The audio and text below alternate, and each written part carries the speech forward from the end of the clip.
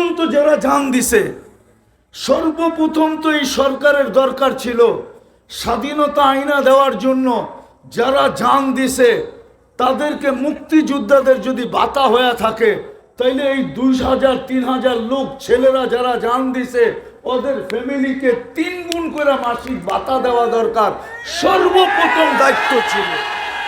কিন্তু একটাকেও তো বাতা দেয় না এখনো, বাতার তো কোনো খাতাই খোলে না এখনো, কোনো আলোচনাই আসে না এখন পর্যন্ত।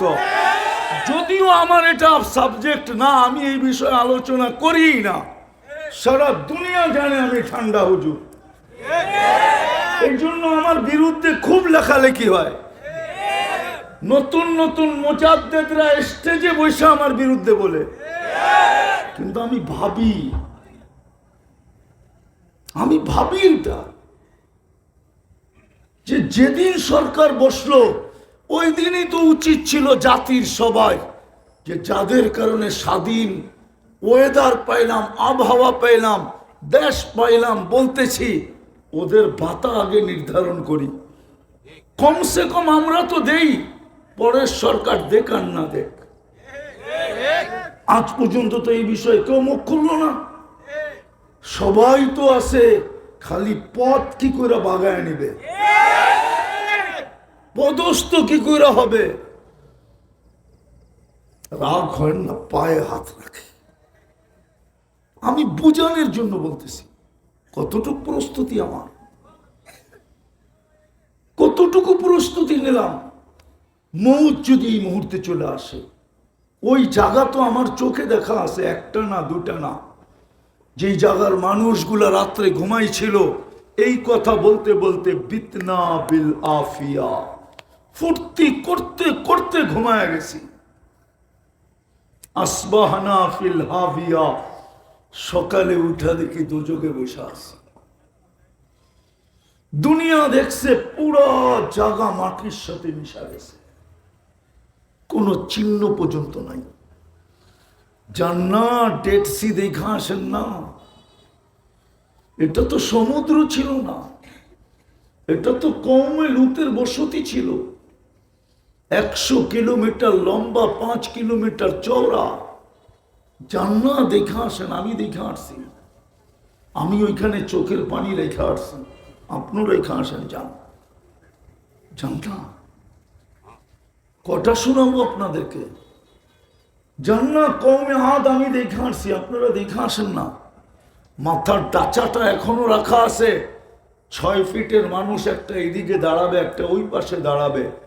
মাথার খুলির ভিতর দিয়া উপর দিয়া একজন আরেকজনকে পরিপূর্ণ দেখবে না।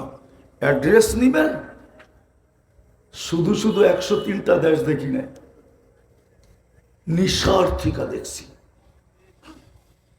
আমাকে অধিকাংশ এমবেসিতে ইন্টারভিউ থাকলে জিজ্ঞাসা করে, তুই এত গ্যাস ঘুরোস কেন? আমি বলি, ঘুরা আমার নিশা। কারো মাদক নিশা, কারো এটা নিশা, কারো সেটা নিশা, আমার তো সিরু ফিল আরদি নিশা।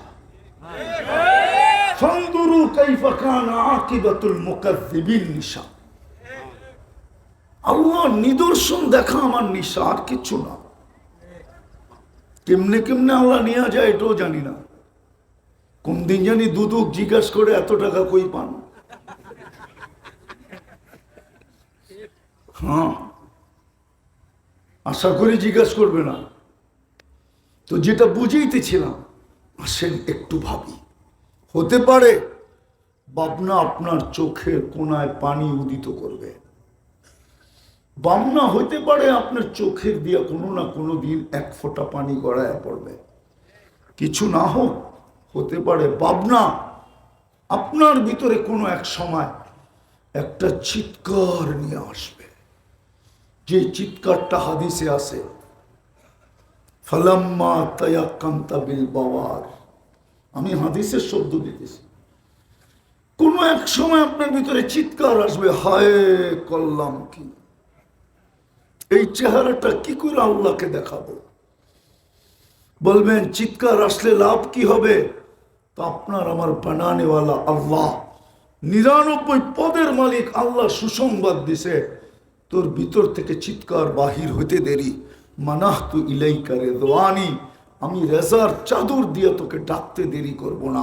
ওয়াল্লাইতু ইলাইকা গুফরানি, মাগফিরাতের ভিতর তোকে ডুবাইতে দেরি করব না।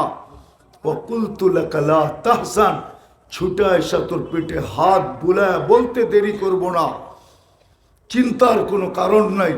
গফারতু লাকা যুনুবা ওয়াল আওসার, তোর গুনাহ খাতা আমি চিৎকারের কারণে মাফ করে দিলাম।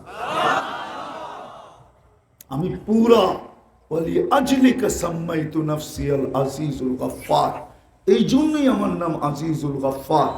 পুরা হাদিস আরেকবার শোনায়া দিতেছি।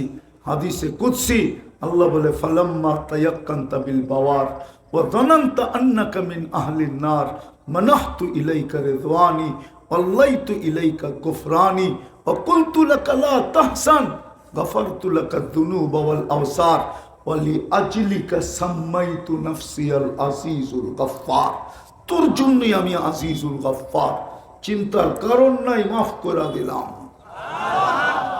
কেননা আমি তো ওই আল্লাহ, লা তাদুররুহু যুনুব ওয়া লা তানফা, গুনায় যার ক্ষতি সাধিত হয় না, খুনায় যার কি হয় না, ক্ষতি সাধিত হয় না। ওয়ালা তানকুসুহুল মাগফিরা, মাফ করে দিলে যার ভান্ডারে কমে না।